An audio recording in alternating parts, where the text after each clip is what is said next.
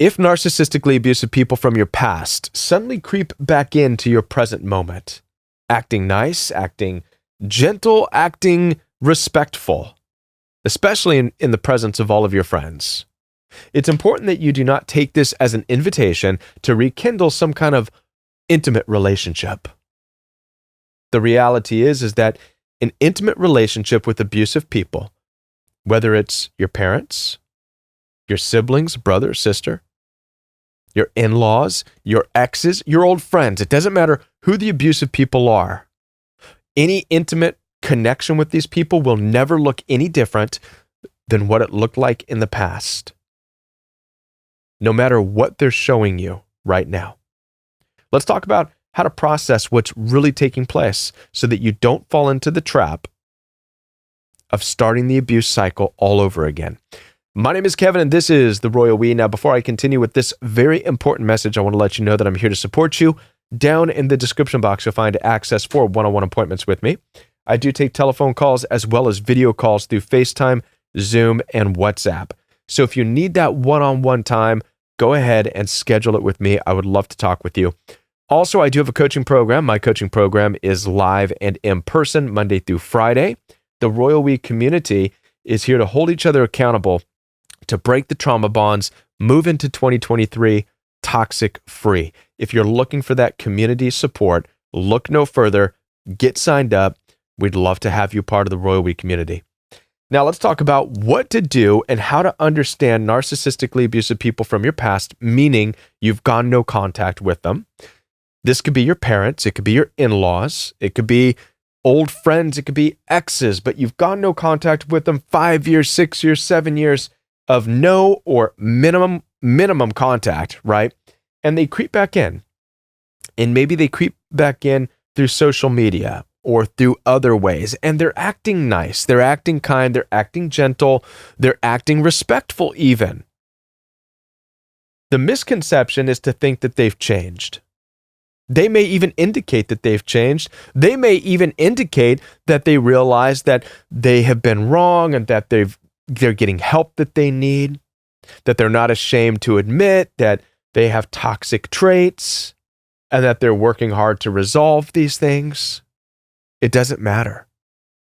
The reality is, no matter how much work we put into ourselves, at the end of the day, on the character level, we are who we are.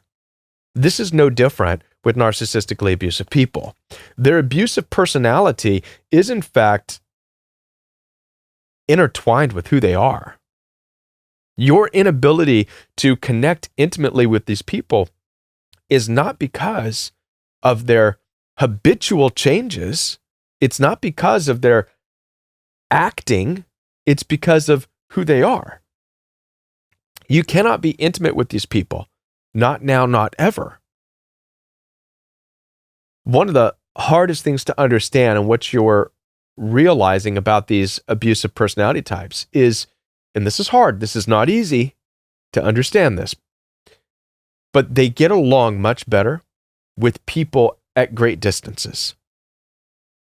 Narcissistically abusive people are much better off in this world with a lack of intimacy.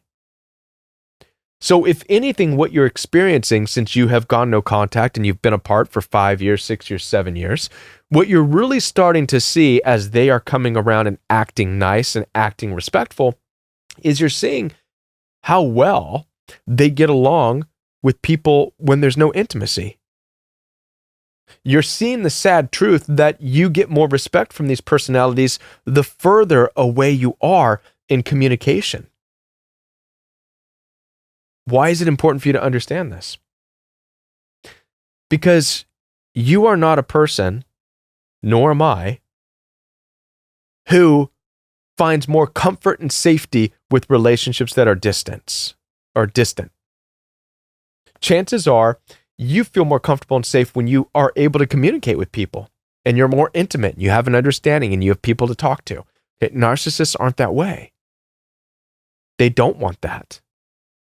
In fact, that disgusts them, which is why if you look at narcissistically abusive parents or siblings or whatever, if you look at their kindness and respect towards you now that you're apart from them, if you look at it as an invitation to become more intimate, you will, in fact, start the cycle over again because you'll go in there, you'll act intimate with them. Okay, let's talk. And are you ready to talk about feelings? Are you ready to talk about how you used to treat me? Let's talk about this.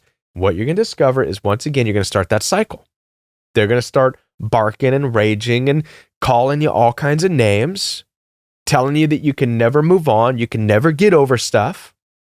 Why? Because you're getting intimate. You see, there's nothing wrong with asking questions to people about where they're at, how they feel, what they think's going on in the relationship. That's a healthy thing for you and for me. This is how I like to operate in relationships. I love to sit down and chat with people and say, hey, how you doing? Where are you at? Right? What can I do to help you? Right? What can you do to help me? I believe relationships operate great like that. Abusive personalities, people who perhaps are narcissistic or any of the paths out there, they don't operate like that.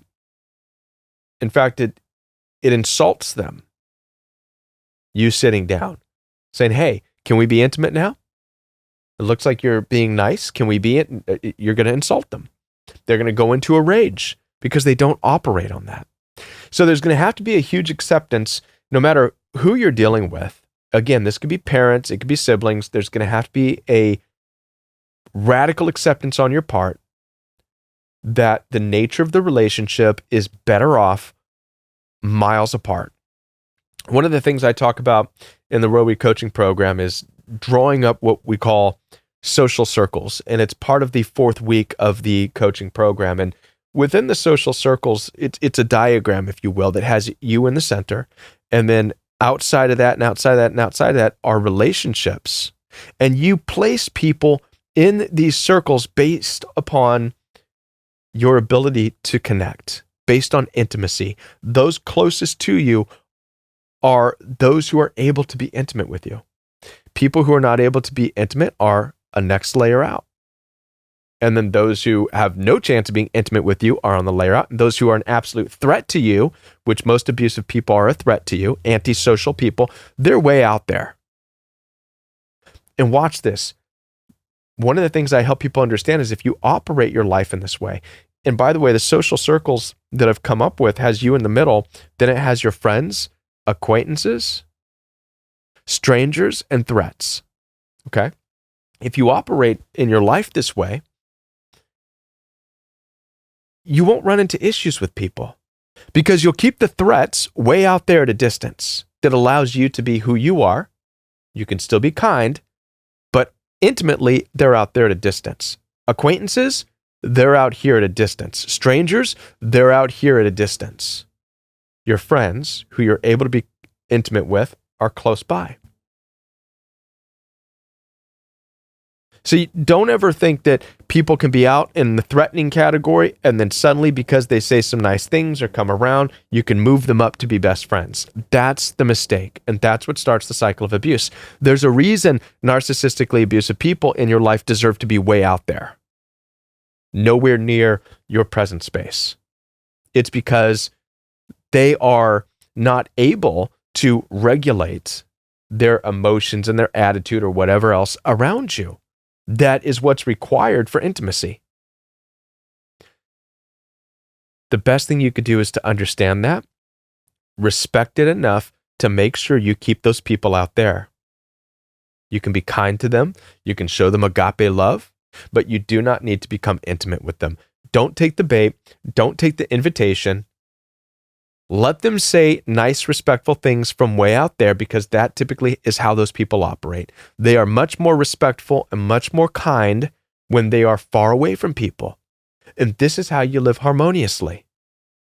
You have your friends, you have your acquaintances, you have strangers, and then you have your narcissistically abusive threats way out there where they will respect you from afar